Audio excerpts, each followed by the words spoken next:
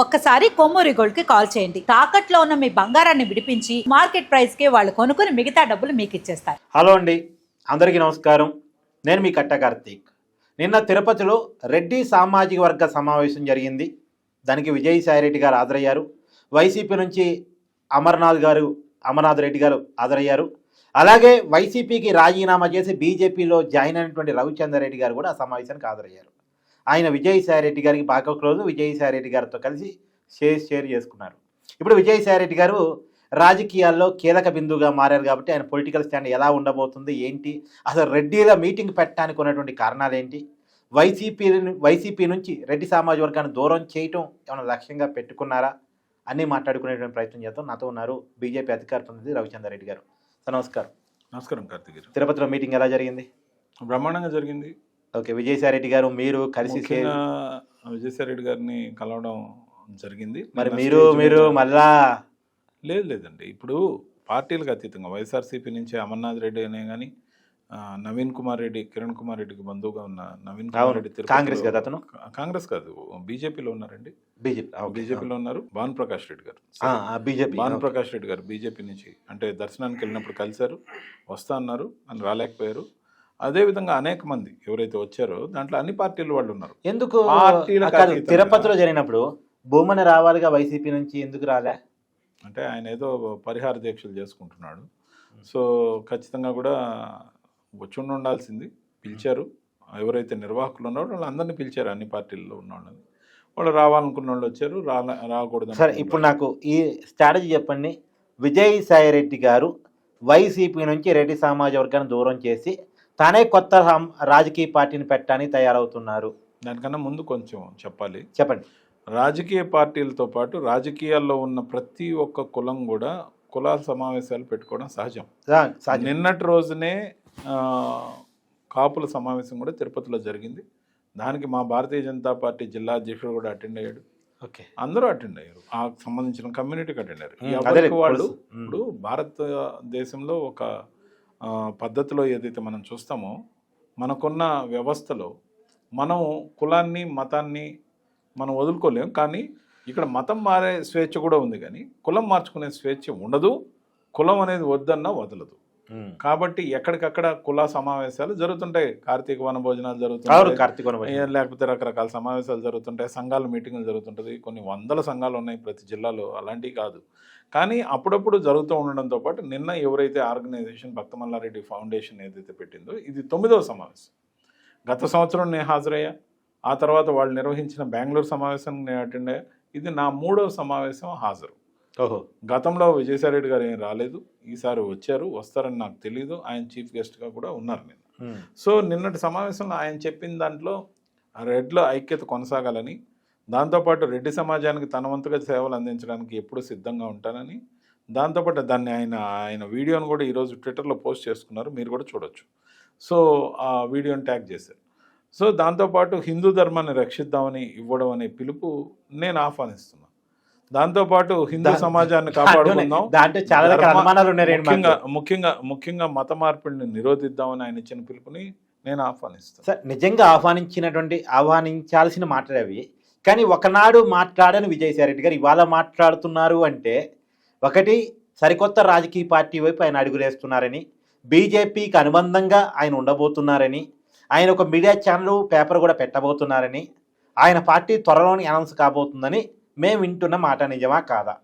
అన్నీ నిజం అవుతాయో లేదో, కానీ కొన్ని నిజమయ్యే అవకాశాలు దగ్గరలో ఉన్నాయి. ఆ కొన్నిట్లో ఏది? కొన్నిట్లో మీడియా ఛానల్ పెట్టచ్చు, పార్టీ కూడా పెట్టచ్చు అని నాకు గమనించిన దాన్ని బట్టి అర్థమవుతా ఉంది. ఎందుకంటే తను బీజేపీలోకి రావాలని కోరుకున్న మాట ఆయన నోటి నుంచే విన్నా. కాబట్టి ఎక్కడో ఏదో అడ్డంకి ఉండవచ్చు. కూటమి ధర్మంలో ఒకరికి ఇష్టం లేకపోతే మరొకరు చేర్చుకోకూడదనే నిబంధన ఉంది. కాబట్టి ఇప్పట్లో ఆయన బీజేపీకి కూటమికి ఉన్న ప్రతిబంధకాల వల్ల రాలేకపోవచ్చు. మరి 3 సంవత్సరాల తర్వాత ఎప్పుడో ఎలక్షన్ ఉంది. 3 సంవత్సరాలు ఖాళీగా కూర్చునే రకం కాదు ఆయన. ఆయన 3 సంవత్సరాలు ఖాళీ కూర్చునే రకం కాదు. వయసుకు సంబంధించిన కూడా ఇప్పుడు యాక్టివ్గా ఉండాలని మళ్ళీ ఆయన డిసైడ్ చేసుకున్న క్రమంలో కొత్త ప్లాట్ఫామ్, అది ముందు ఫోరం అనుకున్నారు, ఇప్పుడు పార్టీ కూడా కావచ్చు అని నాకున్న అంచనా. కానీ ఖచ్చితంగా కూడా ఆయన ఒక కార్యక్రమం అయితే తీసుకుంటున్నారు. 3 పార్టీలు రాబోతున్నాయట. అది మొన్న ఏదో ఒక యూట్యూబ్ ఛానల్లో చూస్తే. కానీ ఇప్పటికే ఏబి వెంకటేశ్వరరావు గారు అనౌన్స్ చేశారు. విజయసాయి రెడ్డి గారిది ఫోరం అని అనుకుంటున్నా, కానీ ఫోరం కాకుండా పార్టీ అయ్యే అవకాశాలు కూడా లేకపోలేదని నాకు అవగాహన కలుగుతుంది. ఖచ్చితంగా ఆ విధంగా ఉంటే కూడా ఆయన ఖచ్చితంగా ప్రో బీజేపీ ఉంటారని నేను నమ్ముతున్నా. కాబట్టి ఏదొచ్చినా మంచిదే.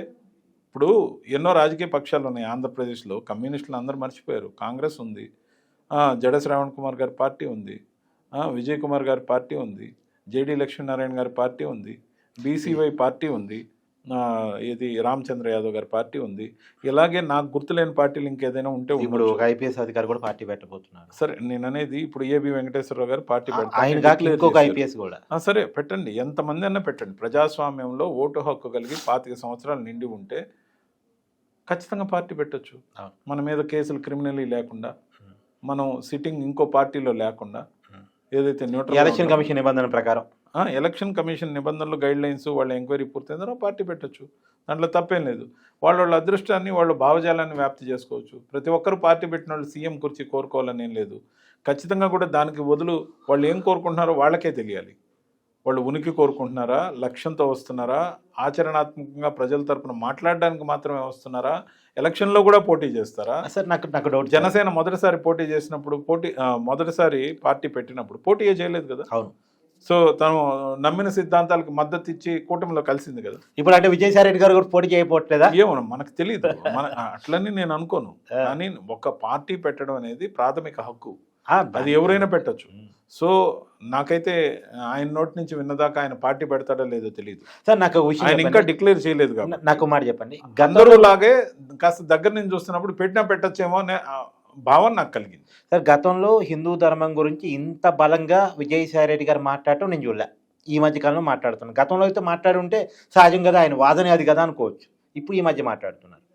సంవత్సర కాలంలో ముఖ్యంగా మీరు గమనించాల్సింది, నరేంద్ర మోడీ గారు అమిత్ షా గారితో దగ్గరగా ఉండి ఆయన కొంత భావజాలానికి దగ్గరైనప్పటికీ వైఎస్ఆర్సీపీ పార్టీలో ఉన్నారు కాబట్టి మాట్లాడలేదేమో. ఈ సంవత్సర కాలంలో హిందువులకు సంబంధించి దాడులు ఏదైతే జరుగుతున్నాయో పక్క బంగ్లాదేశ్లో కానీ, లేకపోతే అప్పటి నుంచే ఆయన మొదలుపెట్టినట్టున్నారు. అంటే వైసీపీలో హిందువుల గురించి మాట్లాడకూడదా? అట్లనేం లేదే. మరి ఇంకే మేము మాట్లాడలేదా?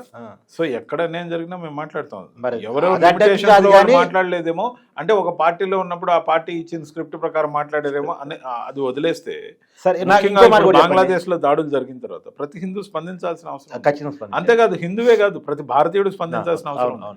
ఎక్కడో ముస్లింస్ కు సంబంధించి పరాయి దేశాల్లో ఎక్కడో దాడులు జరిగితే మన దేశంలో ఉన్న అన్ని రాజకీయ పార్టీలు, ముస్లిం వర్గాలతో సహా అన్ని వర్గాలు, దేశ ప్రభుత్వంతో సహా ఖండిస్తుంది. దాన్ని బంగ్లాదేశ్లో జరిగిన హింసని అనేక రాజకీయ పక్షాలు, ముఖ్యంగా ముస్లిం ఛాందస వర్గాలు ఏవి ఖండించకపోవడం నిజంగా శోచనీయం. చాలా మంది రియాక్టే కాలేదు.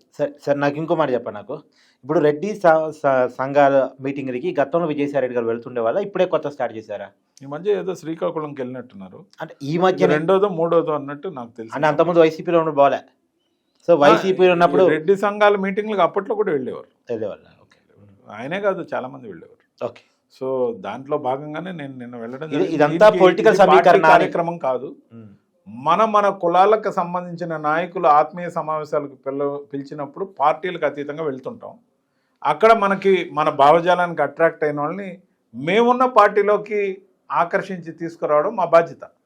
ఫర్ ఎగ్జాంపుల్, నేను ఈరోజు బీజేపీలో ఉన్నా, బీజేపీ భావజాలం వైపు రమ్మని నేను అనేక మందిని కోరడం జరిగింది. సో ఖచ్చితంగా ఆ విధంగా మేము పార్టీకి మంచి చేసేందుకే ప్రయత్నం చేస్తాం. Thank you.